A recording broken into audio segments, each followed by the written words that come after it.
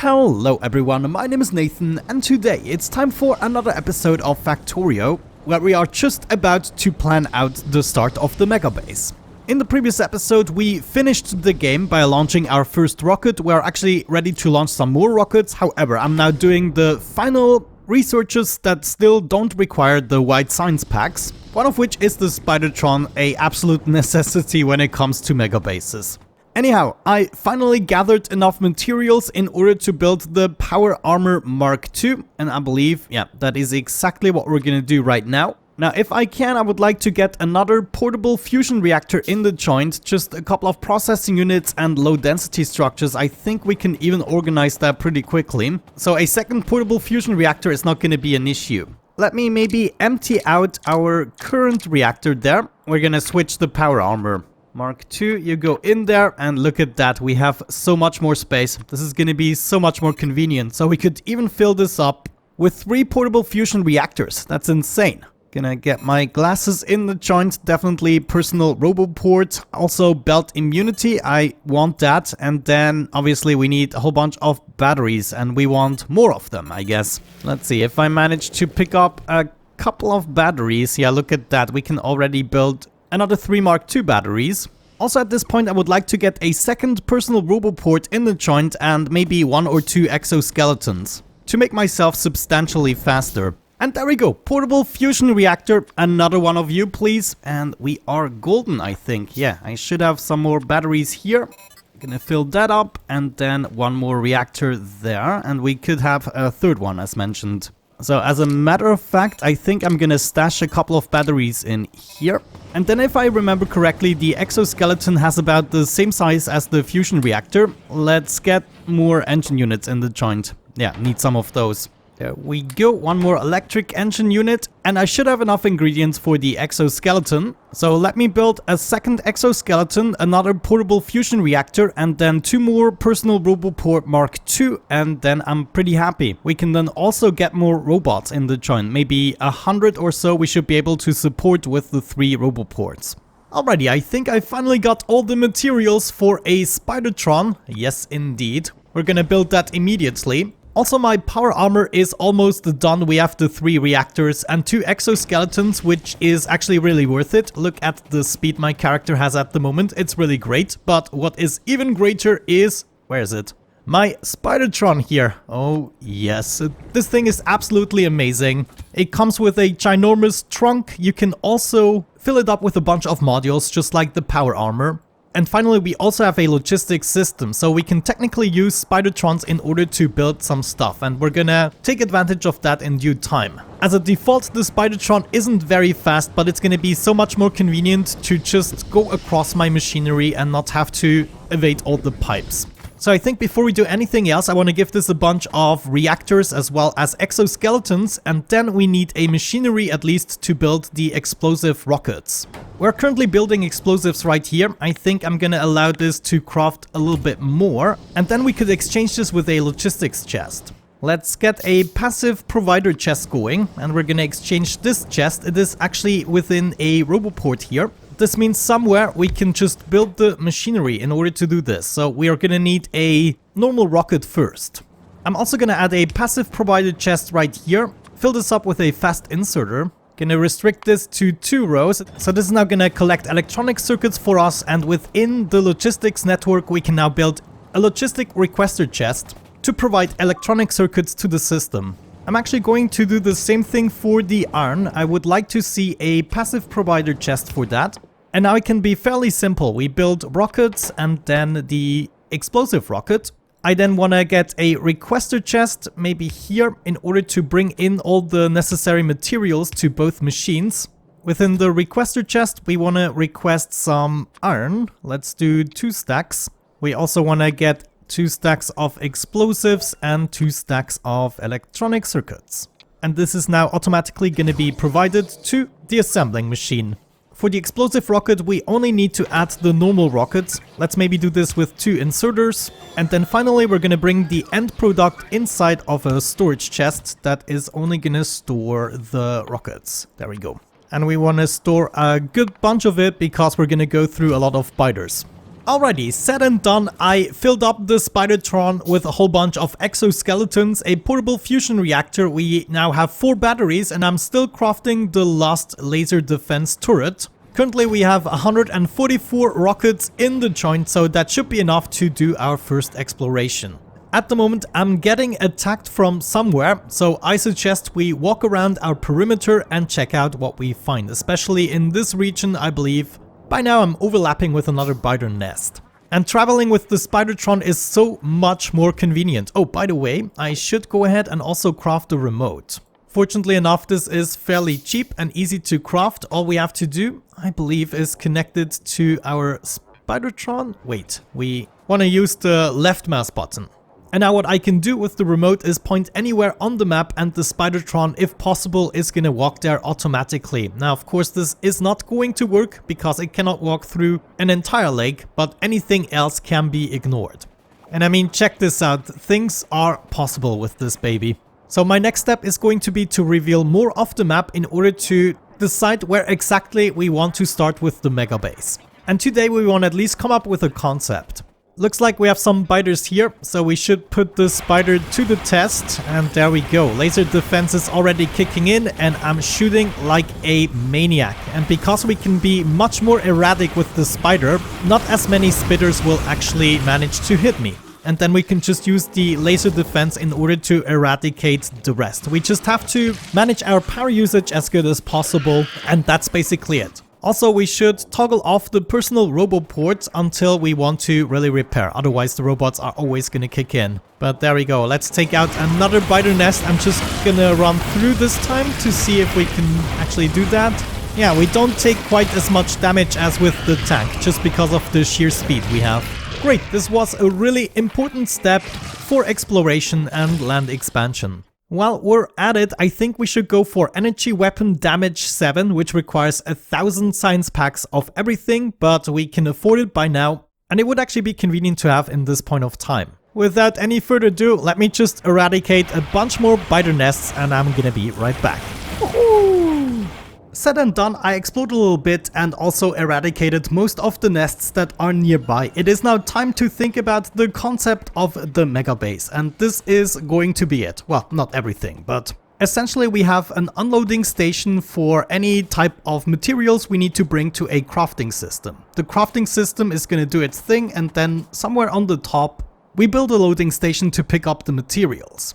This time around we're not going to work with city blocks. I want to make this mega base as logical and compact as possible. So whenever we need more materials, then I'm just going to make a bypass and we're going to produce the same system a little bit further to the north. This essentially means we have one type of material being crafted right here, and if we need more of it, we are going to stack on top of it and just extend the rails. Then every new type of material is going to have a dedicated line towards the north, and everything at the bottom can be used as the main train traveling system. I decided we're going to start the mega base approximately here. Let's make this our main east-west line. Of course, in order to properly travel into both directions, we're going to have a parallel line. Then let's say somewhere along here is going to be our first intersection going up to the first crafting system. I actually also want to implement a storage system for the basic ingredients we need. I want to separate this to then have a dedicated train station for every single material, even the raw resources. So this is going to be our line to travel up, and we also need a line to travel down. So let's also go ahead and add that. Let's see, we should actually go ahead and connect this rail. That would make much more sense. And this one here would join this line. We also need to be able to access those rails from the other side, and we need to be able to go to the other side. Let's see. Probably like this. Yeah, looks fairly symmetrical. I'm already gonna add the signals to this intersection so that we can make a blueprint out of it. So first one, chain signal. Going into this direction, we want to set up another chain signal here, going up right there. We then get out of the intersection with a normal signal here and there. We can also come from this direction. We start with a chain signal and another one there. Going straight, we want one here and there. We get out of the intersection with a normal signal here, or we can also go up. We already did that one. Now the last direction is the top direction. So chain signal here and there. And if we want to go to the other side, we want another change signal here. And then we already have the normal signals. So this should now hopefully a correctly signaled intersection, Alt B in order to create a blueprint. And let's see what we want to have. Yeah, let's do one rail extra after each signal. I'm gonna call this main intersections, and we create that blueprint. We can even go ahead and save it in our blueprint book right there. And now whenever we are ready to create a new crafting system, we can just go ahead and add this intersection. Let's think about the unloading station and what we actually want to achieve with it. I want to leave enough space before the first unloading station just in case I ever want to change this. So this here is where we're going to start it. Now this could be a little bit finicky because I'm not sure just how much space I want to leave for each station, but we want to make this as compact as possible, as I said. Why did I get rid of that? So maybe we're first going to think about the unloading concept we're going to have. I would like to have a train system once again with 1 locomotive and 4 wagons. I kind of like that. The first few stations are going to differ slightly from other stations because those are more like deposits. I would like to store an awful amount of raw ore here that's coming from all over the world delivered to this place, and then it's going to be distributed to the various locations it is required. Drop-off point is going to be here and pickup location is going to be here. I would like to dedicate 1 drop-off point here per wagon at the unloading station. This basically means we want to combine all of this into one belt, and the way we're going to do this is as follows. Now eventually we're going to upgrade this to blue belts, but for now it's going to be easier to just work with those, as I'm not crafting the blue belts automatically just yet.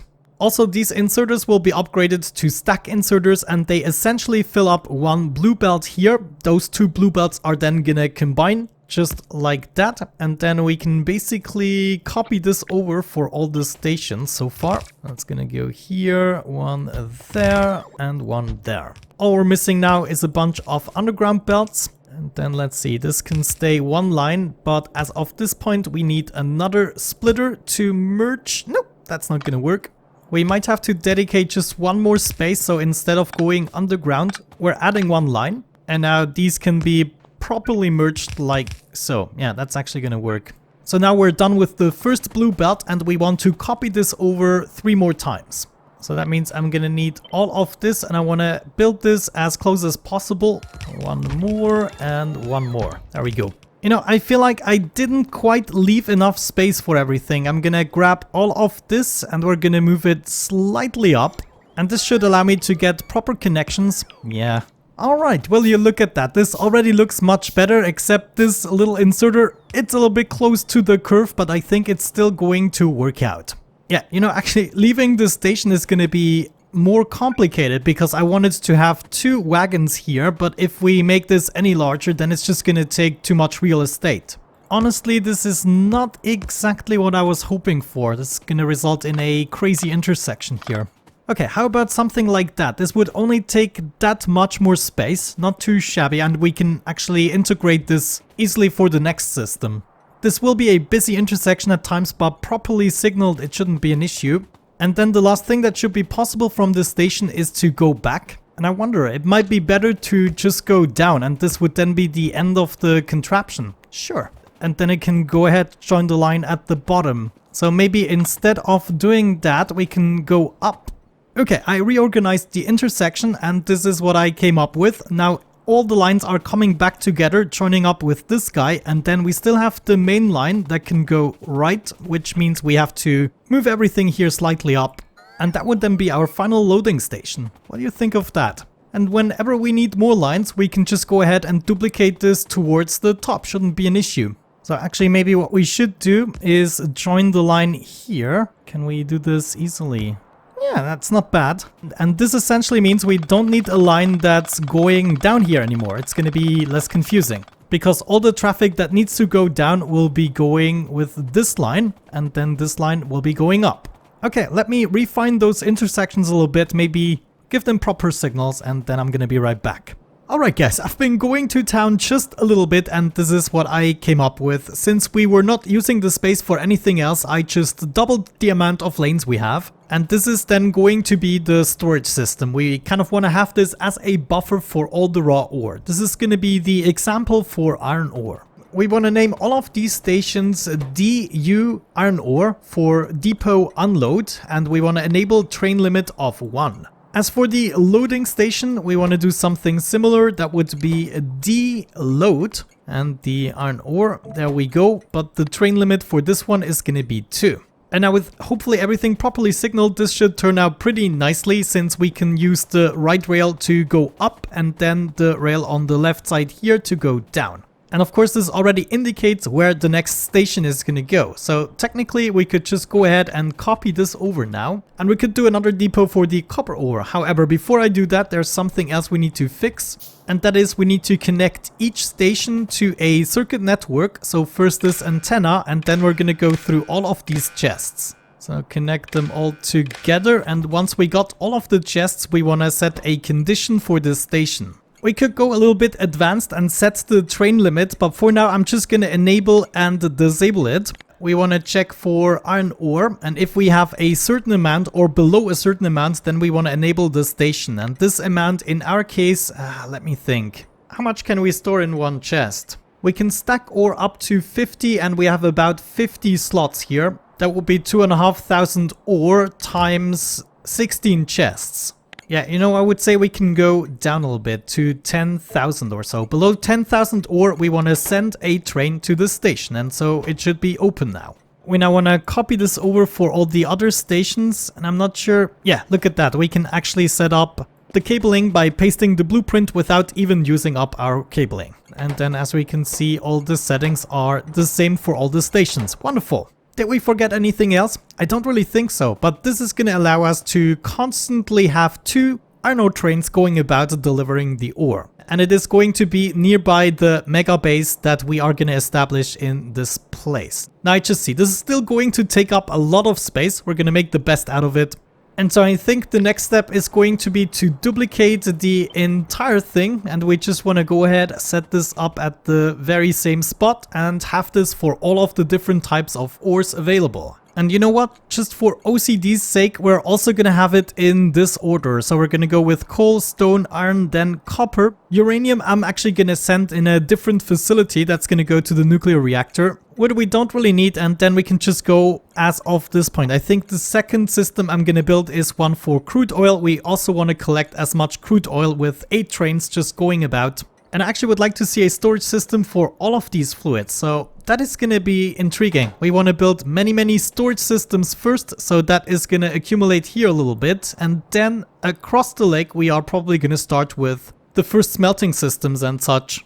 I really wonder, I think I might have to expand into this direction as well. So we're going to build another facility here for storage and then 2 more. Then we have covered all of the ore and we can continue with the liquids. We could consider storing the liquids here at the bottom in order to save at least a little bit of space. But then we would have to change the 3-way intersection into 4 ways. And I'm not sure I want to do that. So yeah, I will brainstorm just a tiny little bit. I mean, a mega base is going to be big either way, but I still want to save as much space as possible. But at the same time, I don't want to build too cramped, so there is room for error and improvement without having to tear down everything.